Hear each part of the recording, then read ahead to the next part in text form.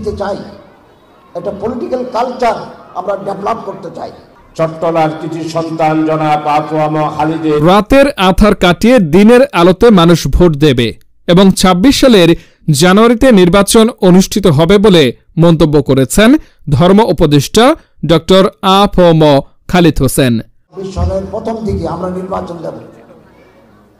এই প্রথম ১৬-১৭ বছর পরে জনগণ তার পছন্দের প্রার্থীকে ভোট দিতে পারবেন দিনের আলোতে, রাতে কোনো ভোট হবে না ইনশাআল্লাহ।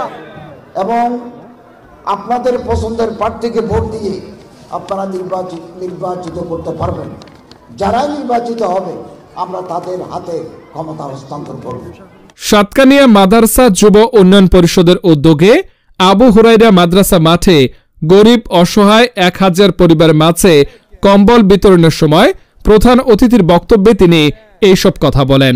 নানামুখী আন্দোলন সংগ্রাম ও নাশকতার মাধ্যমে সরকারের পথযাত্রাকে বাধাগ্রস্ত করা হচ্ছে। এরূপ নাশকতাকারীদের কোনোভাবেই ছাড় দেয়া হবে না হুঁশিয়ারি উচ্চারণ করে ধর্ম উপদেষ্টা বলেন, অন্তর্বর্তী সরকার দায়িত্ব নেয়ার প্রায় ৫ মাস অতিক্রান্ত হতে যাচ্ছে। এই সময়ে প্রতি মাসেই কোনো না কোনো নাশকতামূলক কর্মকাণ্ড চালানো হয়েছে। এ সময়ে সচিবালয় ঘেরাও করা হয়েছে। এছাড়া সাম্প্রদায়িক বিষ বাষ্প ছড়ানো ও পাহাড়ি বাঙালি সংঘাত উস্কে দেওয়ার চেষ্টা করা হয়েছে। এমনকি প্রশাসনের প্রাণকেন্দ্র সচিবালয়ে অগ্নিসংযোগ করা হয়েছে।